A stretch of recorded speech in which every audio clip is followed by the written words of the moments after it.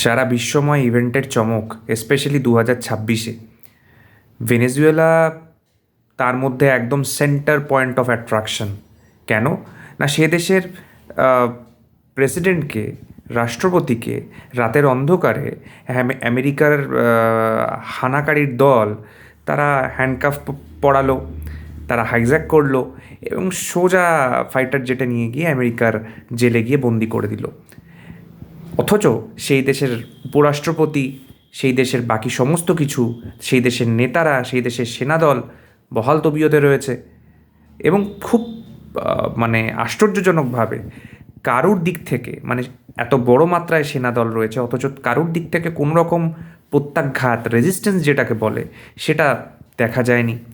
এখন স্বাভাবিকভাবেই আমার আপনার মতো সাধারণ মানুষের মধ্যে প্রশ্ন জাগছে এবং জাগাটা খুব সঙ্গত যে ভেনেজুয়েলা কি এত ছোট দেশ যে দেশের সাথে যা ইচ্ছা তাই করে দেওয়া যায়?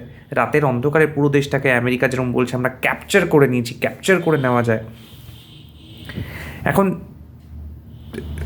এই প্রশ্নের উত্তর দিতে গেলে বিভিন্ন রিপোর্ট, বিভিন্ন সূত্র থেকে যে খবরগুলো পাওয়া যাচ্ছে সেটাকে আমি একত্রিত করবার চেষ্টা করেছি, জাস্ট উপস্থাপনা করার চেষ্টা করব নেক্সট কিছু মিনিটে। দেখুন, ভেনেজুয়েলা মোটেও খুব একটা ছোট দেশ নয়। প্রথমত কেন? কারণ ভেনেজুয়েলার কাছে না সুফোই ফাইটার জেট আছে রাশিয়ার দেওয়া, যেটা সাংঘাতিক মাত্রায় শক্তিশালী আজকের ডেটে। ভেনেজুয়েলার কাছে S-300, S-400-এর মতো শক্তিশালী মিসাইল ডিফেন্স সিস্টেম রয়েছে যেগুলো যে কোনো হানাদারের হানাকে রুখে দিতে পারে। তৃতীয়ত 1 লক্ষের বেশি সৈন্য দল রয়েছে ভেনেজুয়েলার কাছে। এখন কথা হলো, এই সমস্ত কিছু থাকা সত্ত্বেও কেন কোনো রকম রেজিস্ট্যান্স দেখালো না ভেনেজুয়েলার সেনাবাহিনী? তাদের দেশের রাষ্ট্রপতি বলে কথা। এখন এই কারণটাকে যদি আপনাকে খুঁজতে হয় তাহলে একটা ইতিহাসের মজা, খুব খুব সঙ্গতভাবে বলতে হচ্ছে যে একটা ইতিহাসের পুনরাবৃত্তি আরেকবার হয়েছে। তার জন্য আপনাকে ফিরে যেতে হবে ঠিক 250 বছর আগে পলাশির ব্যাটেল গ্রাউন্ডে, এই বাংলাতে। মনে আছে বাংলার শেষ নবাব কে ছিলেন? সিরাজউদ্দৌলা।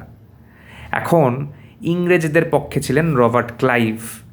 কিন্তু এই যে বণিকের মানদণ্ড রাজদণ্ডতে রূপান্তরিত হলো, এই যে একটা ইংরেজরা ক্ষমতাটাকে দখল করলেন সিরাজউদ্দৌলাকে পরাজিত করে, কিসের বেসিসে? একদম সাংঘাতিক সাংঘাতিক ক্ষমতার বেসিসে। ইংরেজরা কি এতটাই অ্যাবেল ছিলেন, এতটাই ক্ষমতা সম্পন্ন ছিলেন সে সময়? না। তাহলে কিসের বেসিসে? না, নেহাত ভিতরের লোকেরা, যাদেরকে গদ্দার বলে, সেই গদ্দারদের ভূমিকায় সেখানে খুব ইম্পর্টেন্ট ছিল। সেক্ষেত্রে আরেকটা নাম কি হলো? মির্জাফর। মির্জাফর কে ছিলেন? সিরাজের সেনাবাহিনীর প্রধান ছিলেন। এখন সেই মির্জাফর মানে নবাব সাহেব ভাবছিলেন যে সৈন্য আমার পক্ষে রয়েছে, কিন্তু সৈন্য আসলে ওনার পক্ষে ছিল না এবং যথারীতি যা হওয়ার তাই হলো। ফিরে আসুন এই ভেনেজুয়েলাতে 2026-এ। সূত্র মারফত জানা যায় যে 2026-এ ওয়াশিংটনে বসে ডোনাল্ড ট্রাম্প এবং তার খুফিয়া এজেন্সি, মানে যেটাকে বলে ডিটেকটিভ এজেন্সি CIA, তারা একটা খুব ষড়যন্ত্র রোপণ করেছিল যে সোজাসুজি তো হারানো যাবে না, কিভাবে হারানো যায়, কিভাবে দখল করা যায়, কিভাবে ক্যাপচার করা যায়। তো ওরা করলেন কি, 3টে পন্থা নিলেন। প্রথম পন্থা, যে ভেনেজুয়েলার যারা তাবর বড় নেতা ছিল তাদেরকে লাখো লাখো ডলার দিয়ে তাদেরকে কিনে নেওয়া হলো এবং যে নেতারা, যে বড় বড় নেতারা কালকে অবধি আমেরিকাকে গালিগালাজ করতেন, তারা একদম ডলারের গাড্ডির কাছে বিক্রি হয়ে গেলেন, নিজের ইমান দেশভক্তি বিক্রি করে দিলেন।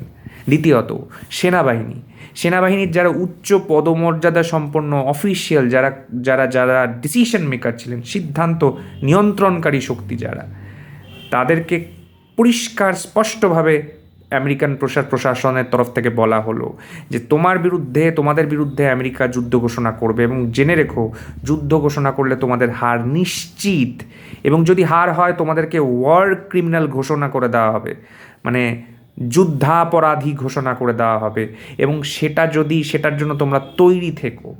আর যদি সেই রকমভাবে তোমরা মানসিকভাবে সেটাকে এড়িয়ে যেতে চাও, তাহলে তোমাদের কাছে আমরা একটা রাস্তা খুলে রাখছি। সেটা কি না, তোমাদেরকে আমি লাখো লাখো ডলার দিয়ে দিচ্ছি, তোমাদেরকে আমরা আমেরিকাতে আলিশান মানে বিলাসবহুল ঘর বাড়ি দিয়ে দিচ্ছি, তোমরা সারেন্ডার করে দাও। বিশ্বাস করবেন না, রাতের অন্ধকারে দেশভক্তি, সেনাবাহিনীর দেশভক্তি, সেনাবাহিনীর সম্মান, সেনাবাহিনীর সম্ভ্রম, সেনাবাহিনীর কারেজ যেটাকে বলে, ভুল লুণ্ঠিত হলো এবং বিক্রি হয়ে গেল। তৃতীয়ত, দেশের বড় বড় সাংসদ যারা ছিলেন ভেনেজুয়েলাতে তাদেরকে টার্গেট করা হলো, কিছু সাংসদকে, এবং বলা হলো নেক্সট বার যখন আমরা ক্ষমতায় আসব, নতুন সরকার যখন গঠন করা হবে, তখন তোমাদেরকে খুব ইম্পর্টেন্ট গুরুত্বপূর্ণ পদ দেওয়া হবে। দেশভক্তি বিক্রি হয়ে গেল। এবং এটাই কারণ যে জন্য খুব স্বাভাবিকভাবেই মনে হলো যে একটা দেশের প্রেসিডেন্টকে তুলে নিয়ে চলে গেল হ্যান্ডকাফ পরিয়ে, এত এত এত ইজিলি, এত সহজভাবে নিয়ে চলে গেল মানে চোখের পলকে, অথচ সেনাবাহিনী একটা গোলা বারুদ চালালো না। এইটাই তার কারণ। এগেইন 250 বছর পিছিয়ে যান, সেদিনও সিরাজের কাছে মানে সিরাজউদ্দৌলার কাছে কামান ছিল, তোপ ছিল, বারুদ ছিল, কিন্তু সেটা চালানো হয়নি।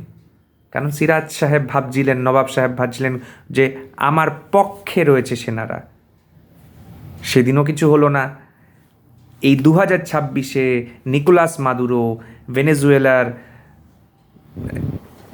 দুদিন আগে পর্যন্ত যিনি প্রেসিডেন্ট ছিলেন, তিনি হচ্ছেন আজকের সিরাজউদ্দৌলা। আর তাহলে মির্জাফর কারা? মির্জাফর তারা যাদেরকে আমেরিকার সরকার, ডোনাল্ড ট্রাম্প এবং প্রশাসন কয়েকদিনের মধ্যে ক্ষমতায় বসাবেন এবং পুতুল সরকারে পরিণত করবেন।